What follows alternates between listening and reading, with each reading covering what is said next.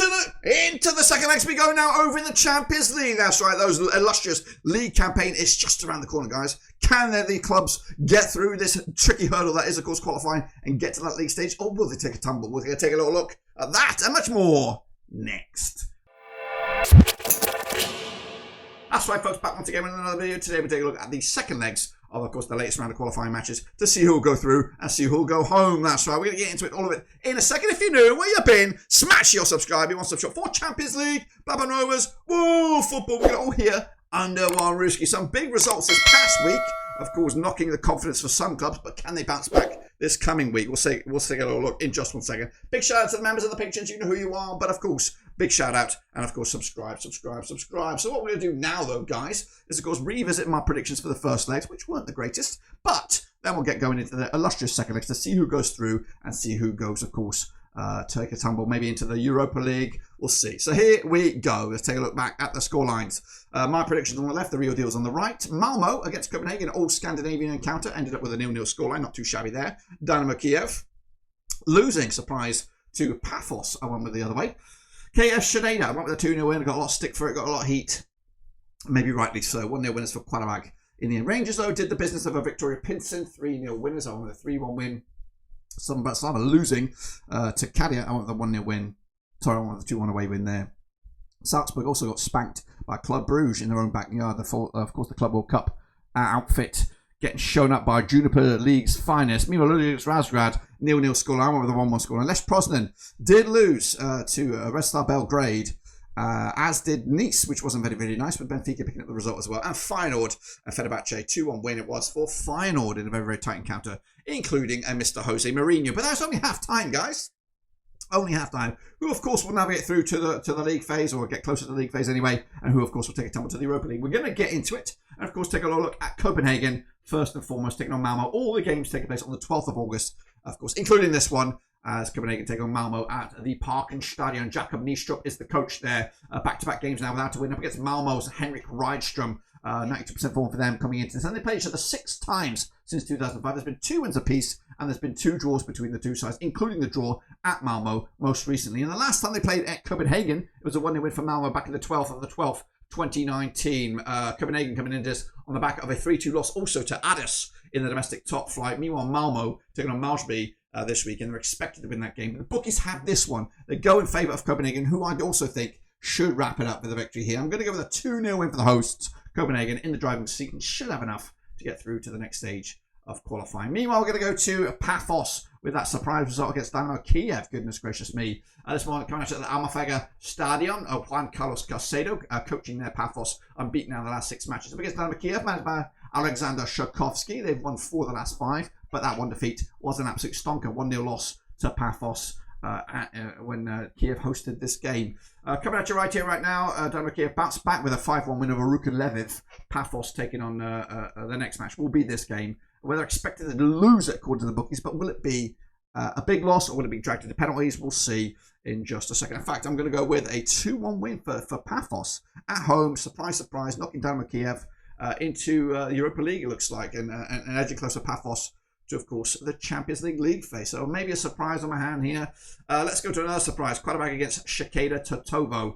Coming out of the Tokyev Barikov Republican Stadium. Qarabağ matched by Gurban Gurbanov. Another cool name right there. Just 1 defeat in the last 5. They won 3 in the spin. Up against Shkëndija Tetovo. Just 1 defeat in the last 6 themselves. And they're coming in just on 75% form compared to Qarabağ's 67% form. Now, the reverse fixture was a 1-0 win for Qarabağ when Shkëndija hosted this game. Coming into this one, both sides fully focused for these. In fact, Shkëndija Tetovo bounced back with a 5-1 win over Skopje Kaya. 5-1 win in the domestic top flight there, where Qarabağ are not in action until this game.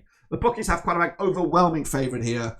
I'd love to see Shkëndija bounce back here, but I don't see it. 3-1 win. Qarabağ should have enough in the tank, including that first-legged victory. Viktoria Plzeň, they're taking on Rangers, of course, coming at the Dusan Arena. Plzeň matched by Miroslav Kubicic, coming into just 1 win the last 4 up against Rangers. And Russell Martin unbeaten in the last 6, however, drawn 4 of the last 6. But they did pick up a 3-0 win in the first leg at Ibrox coming into this. Rangers taking on Dundee this weekend. They're expected to win that game. Plzeň taking on Slovako Oroseske in their domestic top flight. They're expected to win that game as well. But the bookies don't have any odds for this one, which is a bit of a weird one. I'm going to go with a tight one. I'm going to go with a 1-1 scoreline. Rangers will be happy with that. Russell Martin likes a draw, and I think he'll take that all day running. Meanwhile, Slovan Bratislava taking on Kairat. Coming at you over at the Tihan Polish Stadion. Slovan Bratislava coming in just with Vladimir Weiss in the dugout. Just one win, though, in the last 4 matches there. Up against Kairat, managed by Rafael Uzavakin. That's right, they've won 4 on the bounce, including the reverse fixture when Kairat hosted Slovan Bratislava in their own backyard. Coming at you right here, right now. Kairat fully focused for this game. They may be in action right now as we speak. I can't see it right now. No late scoreline for me on my end. Meanwhile, Kairat also might be in action as we speak. But the bookies have Slovan Bratislava overwhelming favourites for the victory on this one. I think I'm also leaning towards a home victory here. 2-0 winners. Is that enough on the first leg? We'll showcase you the aggregate scorelines at the end of this here. Club Brugge, they're taking on Salzburg in a bit of a spicy one over at the J. Breda Stadium. Club Brugge with Nicky Hayden at the helm, just 1 defeat in the last 6. A bit Salzburg runs by Thomas Lech.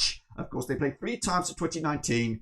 Of course, 2 wins for Club Brugge, 1 win for Salzburg. No draws thus far. The last time they played at Belgium, it was a 2-1 win for Club Brugge back in February 2019 in the Europa League knockout phase. But Club Brugge also have the upper hand with that 1-0 win from Salzburg most recently. This weekend, Club Brugge taking on Sussel Bruges in the old Bruges derby. In Belgium, Salzburg taking on GAC in their Bundesliga top flight. Both leagues are covered in our YouTube shorts, so make sure you check that out. Bookies for this one, though, looking at it, go in favour of Club Brugge, as do I. 3-1 win. The Belgians will navigate this. And they were good a couple of seasons ago, maybe even last season, Club Brugge. I think they'll knock Salzburg into the Europa League, which will be a good chance for them to maybe go far. Meanwhile, Fenerbahçe against Ludogorets Razgrad, coming out to the Grupa Mama Arena. Fenerbahçe coming into this 83% form for them right now, unbeaten in at least the last 9. Ludogorets Razgrad coming in here with Rua Motta at helm, unbeaten also the last 6. They're on 83% form as well. Both sides have played 7 times against each other, 2019. 4 wins for Fenerbahçe, 1 for Ludogorets, 2 draws between the 2 sides, including a draw most recently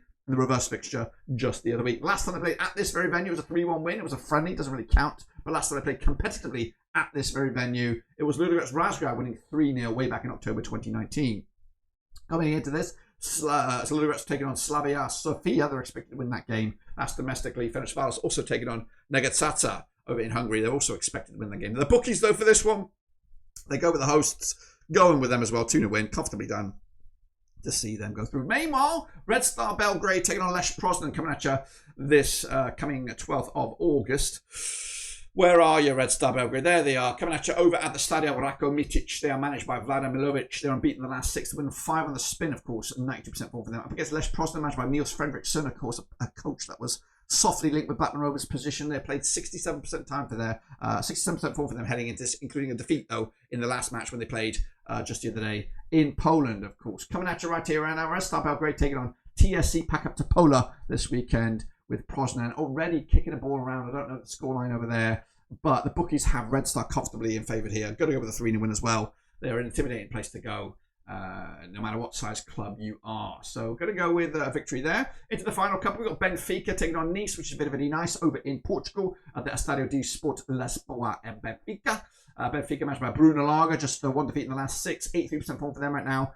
5 wins out of the last 6. Up against Nice, managed by Frank Hayes out of the Franchlands there. Back-to-back defeats for them, including a defeat in this last match in the south of France. They played each other 3 times in 2013, 3 wins out of 3 for Benfica. They're looking to make it 4 here. Of course, Benfica in action right now, I believe, again in Portugal. Don't have the match on my agenda. Nice taking on Toulouse after this game. Well, they're expecting to win the game. But the bookies for this one go with Benfica. They've got the upper hand in the first leg. I don't see anything but another home win here. 3-1 win. It could be a bit of a boring, anticlimactic week over in Champions League, but I don't think I have any away wins. In fact, I've got a lot of home wins here. And then finally, folks, we go over to Turkey as Fenerbahçe take on Feyenoord. That's right, coming at you over at the Suku Sakalakulu Stadium. Jose Mourinho's boys coming into this on 67% form for them, winning 4 of the last 6. Up against Feyenoord, matched by Robin van Persie.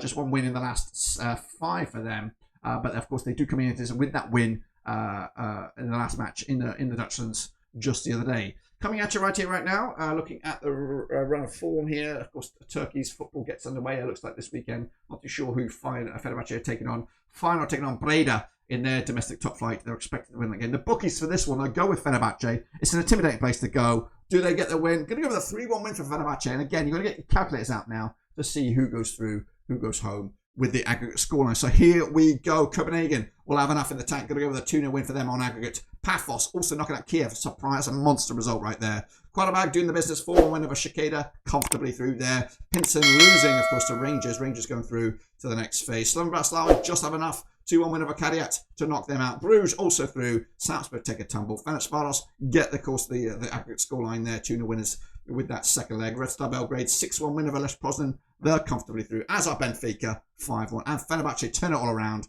to send Feyenoord packing. That is what I think is going to happen this coming week in the Champions League. Of course, we'll get closer to that league phase. I think it's still a playoff coming at you. But until then, we'll cover that and much more. But until then, I'll see you soon when I return. I'm done.